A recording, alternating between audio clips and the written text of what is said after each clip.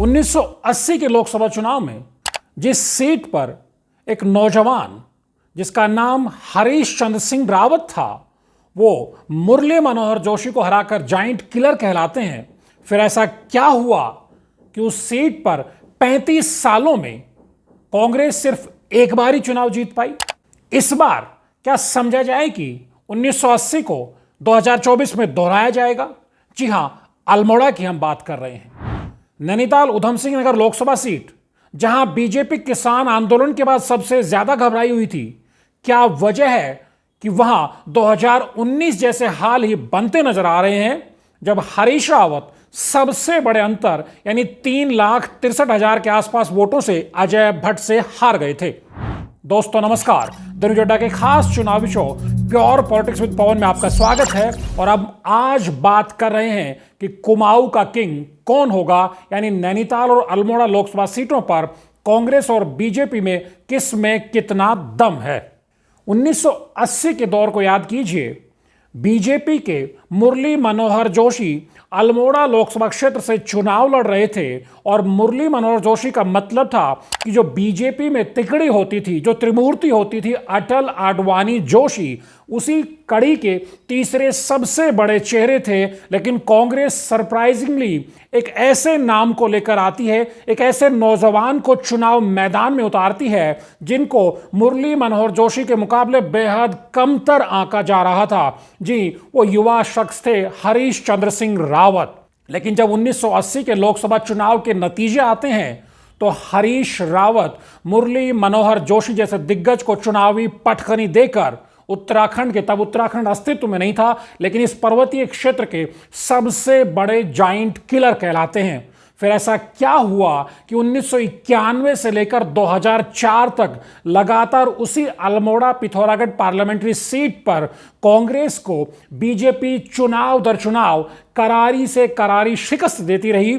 और हरीश रावत भी, जो 1980 उसके बाद 84 और 89 यानी 3 चुनाव तक लगातार चुनाव जीतते रहते हैं। 1989 में काशी सिंह एरी को वो चुनाव हराते हैं, उससे पहले मुरली मनोहर जोशी को वो चुनाव हराते हैं। फिर क्या वजह होती कि हरीश रावत चुनाव दर चुनाव खुद 91, 96, 98 में चुनाव हारते हैं। 99 में कांग्रेस चुनाव हारती है। 2004 में रेणुका रावत, कांग्रेस प्रत्याशी हरीश रावत की पत्नी, वो भी चुनाव हारती है।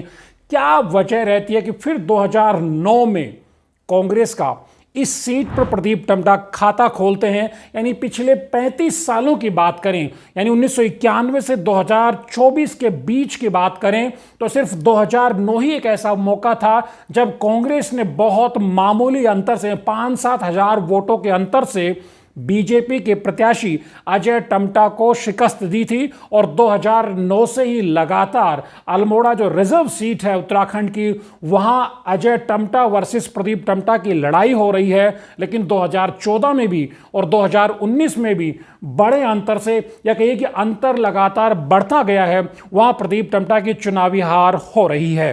अब 2024 के लोकसभा चुनाव में अल्मोड़ा में 50% से भी कम वोटिंग हुई है। ये सीमांत जिले हैं, पिथौरागढ़ है, चाहे चंपावत हो, चाहे बागेश्वर हो, अल्मोड़ा हो, इस क्षेत्र में कम वोटिंग होना अपने आप में चिंताजनक है। लेकिन कम वोटिंग ने जो बीजेपी के रणनीतिकारों को भी चिंता में डाला है, क्योंकि मुकाबला इस बार करीबी नजर आ रहा है। ये एक पक्ष है, लेकिन दूसरा पक्ष ये भी है कि जिस अंदाज में कांग्रेस उत्तराखंड में चुनाव लड़ी है, खासतौर पर अल्मोड़ा सीट पर, तो और भी बुरे तरीके से कांग्रेस सरेंडर मोड में नजर आई। ऐसा नहीं है कि अल्मोड़ा क्षेत्र में कांग्रेस की प्रेजेंस कमजोर है। 14 विधानसभा क्षेत्रों में से 5 विधायक कांग्रेस के भी हैं। पिथौरागढ़ में कांग्रेस का विधायक है, अल्मोड़ा में कांग्रेस का विधायक है, द्वाराहाट में कांग्रेस का विधायक है, धारचूला और लोहाघाट में भी कांग्रेस के ही विधायक हैं। 14 में से 5 विधायक कांग्रेस के होने के बावजूद जब नामांकन करने के लिए प्रदीप टम्टा गए, आप अंदाजा इसी से, इस तस्वीर से ही लगा लेंगे कि जब नामांकन करने के लिए प्रदीप टम्टा जाते हैं तो अल्मोड़ा शहर में मनोज तिवारी कांग्रेस के विधायक होने के चलते शायद उनकी उपस्थिति रहती है। बाकी 4 विधायक नामांकन में भी नजर नहीं आती, जबकि शो ऑफ स्ट्रेंथ होता है नामांकन। इसी से 4 जून के नतीजों का अंदाजा आपको हो सकता है कि किस अंदाज में कांग्रेस ने अल्मोड़ा में चुनाव लड़ा। यह भी महत्वपूर्ण बात है कि 2019 के लोकसभा चुनाव में जो उत्तराखंड की 70 विधानसभा सीट हैं, उनमें से 5 सीटों पर ही कांग्रेस आगे रही थी, 65 सीटों पर वो पिछड़ गई थी। धारचूला भी अल्मोड़ा पिथौरागढ़ लोकसभा क्षेत्र की वो सीट है जहां से कांग्रेस को मामूली 200-300 वोटों से बढ़त मिली थी हरीश धामी के दमखम से। तो क्या समझा जाए कि इस बार 5 विधायक होने के बावजूद क्या कांग्रेस कितने विधायकों की सीटों पर आगे रहने वाली है? क्या हरीश धामी अपनी जो बढ़त थी 2019 की उसे बरकरार रख पाएंगे? क्या मयूख महर पिथौरागढ़ में बढ़त दिलाएंगे प्रदीप टम्टा को, या फिर लोहाघाट या फिर द्वाराहाट में बढ़त मिलेगी? ये अपने आप में बड़ा सवाल है। लेकिन मोटे तौर पर देखा जाए तो एक जमाने में, या कहा जाए कि 1977 की जो इमरजेंसी के दौर के बाद का जो चुनाव हुआ था, उससे पहले अल्मोड़ा पार्लियामेंट्री सीट पर मोटे तौर पर कांग्रेस का ही दबदबा रहा। लेकिन उसके बाद 1980 का जो चुनाव में हरीश रावत एक बार फिर से अल्मोड़ा में साबित करते हैं कि सीट पर कांग्रेस का दबदबा है। वो लगातार 3 चुनाव जीतते हैं। लेकिन 1991 के जो राम मंदिर का जो आंदोलन का जो माहौल जब देश में बनने लगता है, उसके बाद से 2004 तक लगातार ये सीट बीजेपी जीतती है। 2009 में ये रिजर्व कैटेगरी की सीट हो जाती है। यहां से अजय टम्टा वर्सेस प्रदीप टम्टा की लड़ाई में प्रदीप टम्टा चुनाव जीते। यानी जो हमने पहले चर्चा की थी कि 35 साल में पहली बार, सिर्फ एक बार कांग्रेस का खाता इस सीट पर खुला है। तो आप अंदाजा लगा सकते हैं पिछले चुनाव में 2,30,000-33,000 के आसपास वोटों से अजय टम्टा ने कांग्रेस के प्रदीप टम्टा को हराया था। इस बार क्या ये अंतर कम होगा? क्या प्रदीप टम्टा चुनावी बढ़त हासिल करेंगे? लेकिन जो अल्मोड़ा पिथौरागढ़ पार्लियामेंट्री सीट के जानकार हैं, राजनीतिक पंडित हैं, जिनसे जब हमने बात की तो उन लोगों ने कहा कि बहुत अच्छी स्थिति पिछली बार से इस बार भी नजर नहीं आती, क्योंकि 5 विधायक होने के बावजूद बहुत कमजोर तरीके से कांग्रेस ने चुनाव लड़ा है। जैसे बाकी सीटों पर, जिनमें गढ़वाल की सीट को, गणेश गोंदियाल की सीट को अगर माइनस कर दे तो जिस अंदाज में कांग्रेस सरेंडर मोड में नजर आई है, उसी अंदाज में संसाधनों के अभाव में प्रदीप टम्टा भी चुनाव लड़ते नजर आए हैं। यहां तक कि हरीश रावत का गृह जिला अल्मोड़ा है और हरीश रावत भी अपने बेटे के वीरेंद्र रावत के सारथी के तौर पर हरिद्वार में ही नजर आए और वो भी अल्मोड़ा नहीं पहुंचते हैं। किसी कांग्रेसी जानकार ने कहा कि हरीश रावत को प्रदीप टम्टा लगातार फोन भी करते रहे, उनसे समय भी लेते रहे, लेकिन वो अल्मोड़ा पार्लियामेंट्री सीट पर प्रचार के लिए समय नहीं निकाल पाए।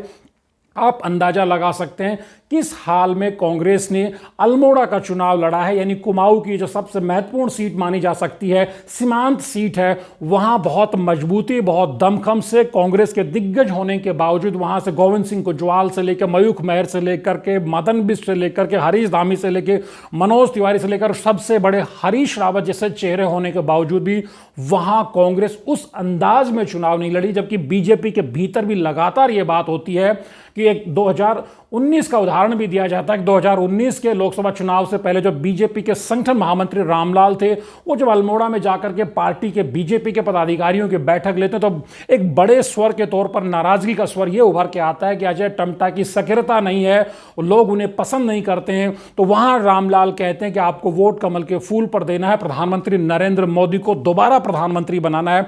इस अंदाज में अजय टम्टा को तमाम उनके प्रति जो नाराजगी बीजेपी काडर्स की रहती है, उसके बावजूद वहां वोट मिलता रहा है। और जो हमने 35 साल का आंकड़ा आपके सामने रखा कि वो बीजेपी का बहुत मजबूत किला है कुमाऊं में। दूसरी सीट की बात करें नैनीताल उधम सिंह नगर की, तो नैनीताल खासतौर पर उधम सिंह नगर जिले में जिस तरह से कांग्रेस ने कई सीटों पर 2022 के चुनाव में विधानसभा में उसके विधायक पहुंचे, इससे बीजेपी को बड़ी बेचैनी थी। खासतौर पर जो किसान आंदोलन था, पूरी सिख बेल्ट, किसान बेल्ट, अच्छा खासा मुस्लिम वोट भी है और कई तरह का मिक्स वोट इस पार्लियामेंट्री सीट पर है नैनीताल उधम सिंह नगर में।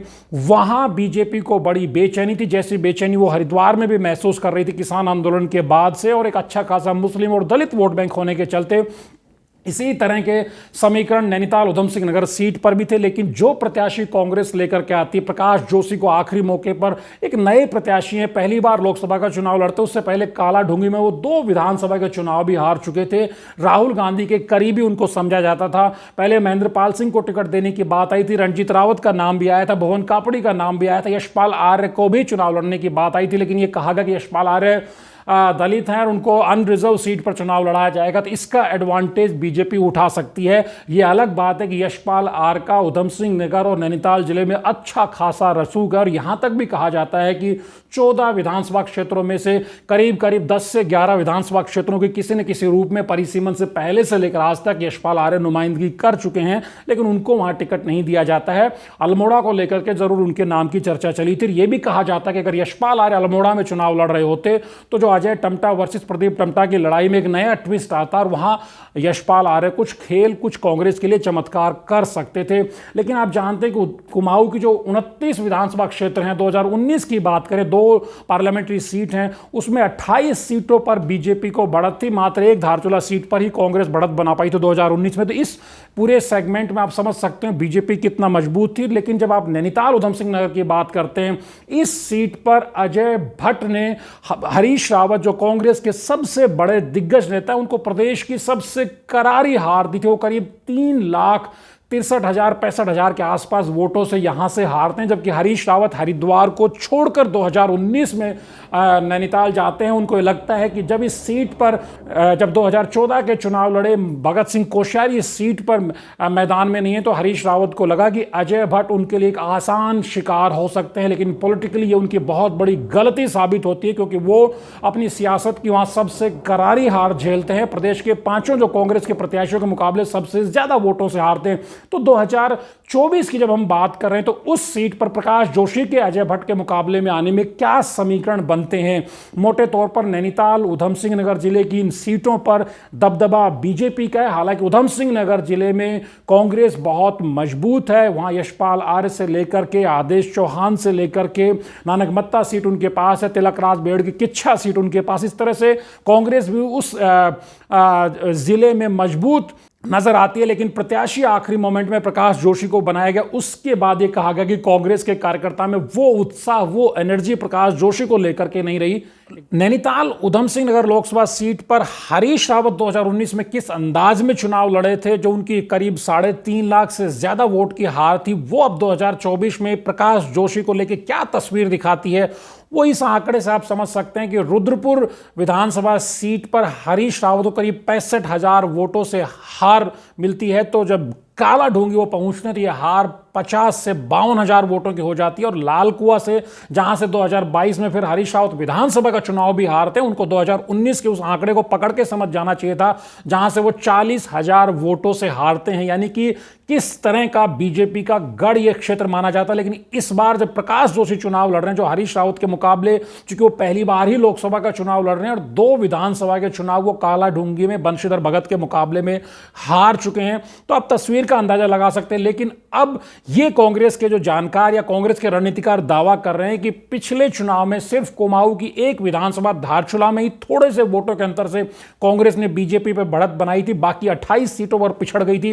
लेकिन इस बार जिस तरह 2022 में उधम सिंह नगर जिले में कांग्रेस को अच्छी सीटें मिली थी, उसी के चलते कांग्रेस ये होपफुल है, कांग्रेस के रणनीतिकार ये उम्मीद लगाए बैठे हैं कि इस बार उधम सिंह नगर नैनीताल की जो पार्लियामेंट्री सीट है, वहां से भी कई सीटों से वो बीजेपी प्रत्याशी से ज्यादा वोट लाने की कोशिश करेंगे। हार जीत तो दूसरी और दूर की बात है।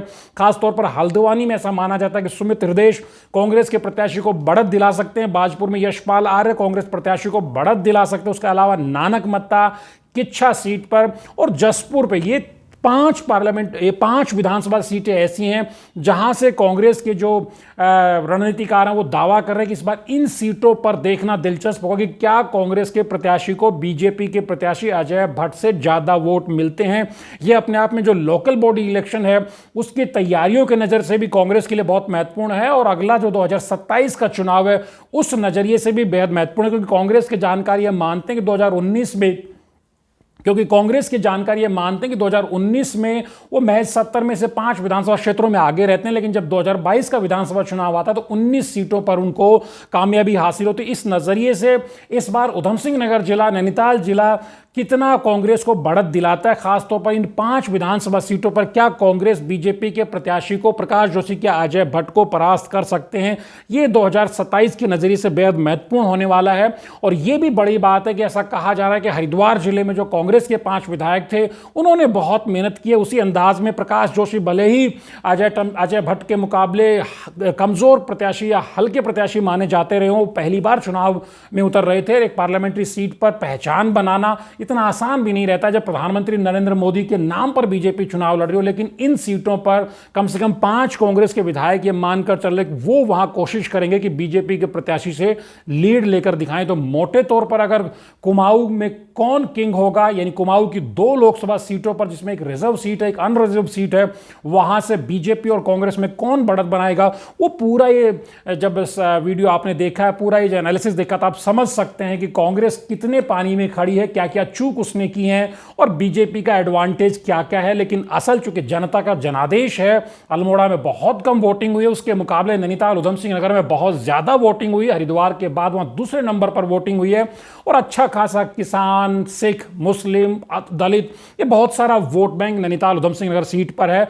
बावजूद उसके जब बीजेपी कैंप में बात करते हैं तो बीजेपी इस बार फिर यह दावा कर रही है कि 2019 की तरह ही 2024 में भी वो बहुत बड़े अंतर से या सबसे बड़े अंतर से वो अपनी सबसे सेफेस्ट सीट नैनीताल उधम सिंह नगर को मानती है।